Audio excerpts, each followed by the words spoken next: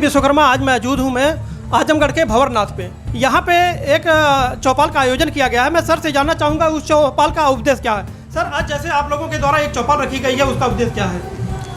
कि चौपाल के माध्यम से समाजवादी पार्टी के प्रत्याशी श्री धर्मेंद्र यादव वो चुनाव इसमें आ रहे हैं, चुनाव लड़ रहे हैं। यहाँ से समाजवादी पार्टी की नीतियों कार्यक्रमों को बताते हुए अपील करेंगे कि सब लोग समाजवादी पार्टी के प्रत्याशी धर्मेंद्र यादव को वोट दें और उन्हें भारी मतों से जिताने का काम करें।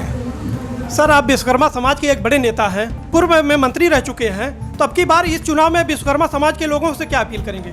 विश्वकर्मा समाज से हमने अपील की है कि ये चुनाव महत्वपूर्ण इसलिए है कि लोकतंत्र और संविधान बचाने का है। इसलिए संपूर्ण विश्वकर्मा समाज बिना किसी नाराज़गी के और बिना किसी सवाल के एक वोट चुनाव चिन्ह साइकिल का बटन दबाए और समाजवादी पार्टी और इंडिया गठबंधन के जो भी उम्मीदवार हैं सभी को विजयी बनाने का काम करें। और देश में इंडिया थी, श्री अखिलेश यादव जी मुख्यमंत्री हुए तो हवाई पट्टी का विस्तार करके एयरपोर्ट के रूप में डेवलप किया गया है।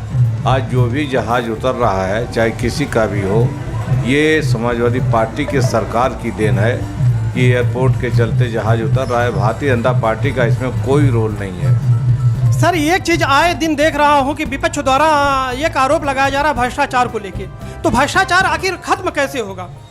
ये तो भारतीय जनता पार्टी ख़त्म करेगी, करा तो वही रही है।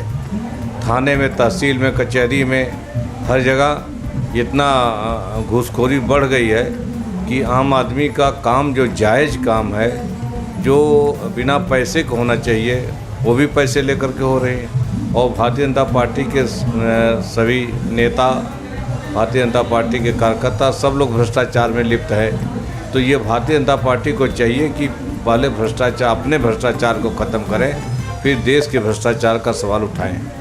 सर, अभी आप लोगों के द्वारा एक सवाल और उठाया जा रहा है वैक्सीनेशन को लेके कि जैसे जो लोग कोविशील्ड का वैक्सीनेशन लगवाए हुए हैं वो हार्ट अटैक से मर रहे हैं, इसके बारे में क्या कहेंगे आप? तो ये तो बहुत बड़ा धोखा हुआ जब लंदन की अदालत में कोविड की कंपनी ने, वैक्सीन की कंपनी ने स्वयं स्वीकार किया कि इससे जो है साइड इफ़ेक्ट के जो है चांसेज हैं। और कोविड वैक्सीन के बाद जिस तरह से लोग मर रहे हैं बड़ी संख्या में, हम समझते हैं कि ये जो है देश की जनता के साथ धोखा हुआ है। केंद्र सरकार और प्रधानमंत्री ने जल्दीबाजी में और बिना किसी लॉन्ग टेस्ट के ये वैक्सीन लगवा दी और उसी का साइड इफ़ेक्ट है कि कोई भी हार्ट अटैक हो रहा है, तमाम तरह की बीमारियां हो रही हैं और लोग बड़ी संख्या में मर रहे हैं। तो इसके लिए प्रधानमंत्री और केंद्र सरकार दोषी है।